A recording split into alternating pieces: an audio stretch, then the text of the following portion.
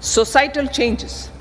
The government will form a high-powered committee for an extensive consideration of the challenges arising from fast population growth and demographic changes. The committee will be mandated to make recommendations for addressing these challenges comprehensively in relation to the goal of Vikasit Bharat. Ramlala के आने के बाद क्या भारत बनने जा रहा है हिंदू राष्ट्र? क्या निर्मला सीतारमण ने इशारों ही इशारों में कर दी है भारत को हिंदू राष्ट्र बनाने की तैयारी? क्योंकि जिसने भी निर्मला सीतारमण के इस बजट भाषण को सुना है उसे ऐसा ही लगने लगा है। दरअसल निर्मला सीतारमण जी ने सिर्फ जनसंख्या पर रोक लगाने की ही बात नहीं कही है, बल्कि उन्होंने डेमोग्राफिक चेंज को भी ठीक करने के लिए कमेटी बनाने की घोषणा की है। डेमोग्राफिक चेंज के क्या मायने होते हैं, इसे हमें समझने की जरूरत है।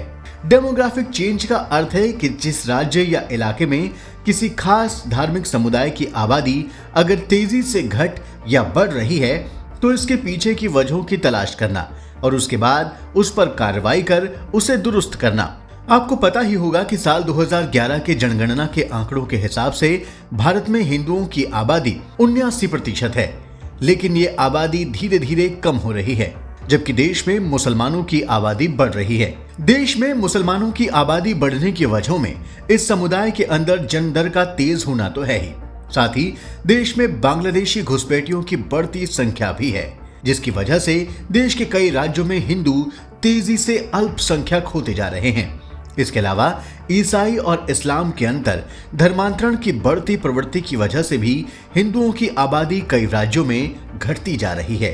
साल 2022 में देश के जाने माने वकील और भाजपा के वरिष्ठ नेता अश्वनी उपाध्याय ने सुप्रीम कोर्ट में एक याचिका दायर की थी और ये मांग की थी कि उन 9 राज्यों में जहां हिंदुओं की आबादी दूसरे धार्मिक समुदायों से कम है, वहां हिंदुओं को अल्पसंख्यक का दर्जा दिया जाए। हालांकि सुप्रीम कोर्ट ने इस याचिका को खारिज कर दिया था, लेकिन केंद्र सरकार ने सुप्रीम कोर्ट में यह कहा था कि अगर राज्य चाहें तो अपनी तरफ से हिंदुओं को अल्पसंख्यक होने का दर्जा दे सकते हैं। इसके बाद राष्ट्रीय स्वयंसेवक संघ ने भी इन राज्यों में हिंदुओं की घटती आबादी पर चिंता प्रकट की थी, लेकिन मोदी सरकार ने अब अपने बजट में जनसंख्या कंट्रोल और डेमोग्राफिक चेंज की कमेटी की स्थापना करने की बात की है।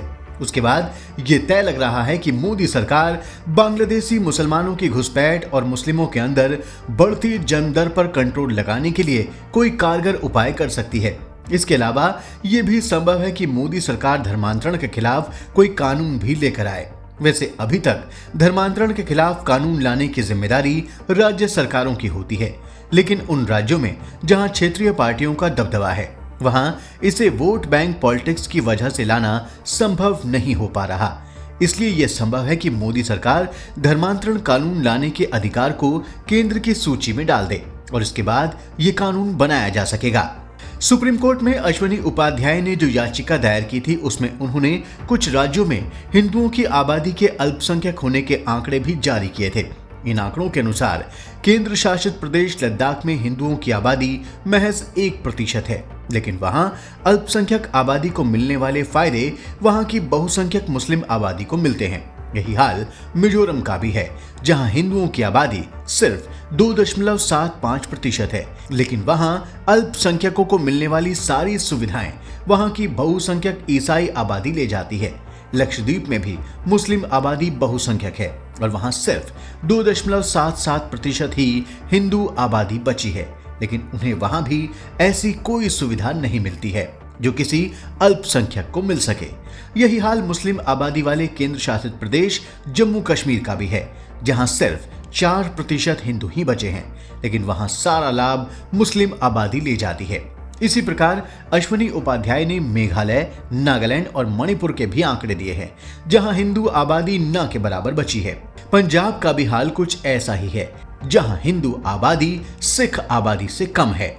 संभवतः ये एक बड़ी वजह है कि सरकार ने जनसंख्या में हो रहे धार्मिक आधार पर परिवर्तनों को ध्यान में रखा है और आबादी को रोकने के बहाने हिंदू आबादी को फिर से उन जगहों पर स्थापित करने का प्लान कर रही है जहां हिंदू न के बराबर रह गए हैं।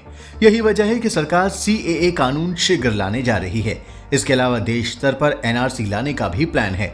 अगर इन सुधारों के अलावा धर्मांतरण कानून भी आ जाता है तो इससे हिंदुओं को 3 स्तरों पर फायदा होगा।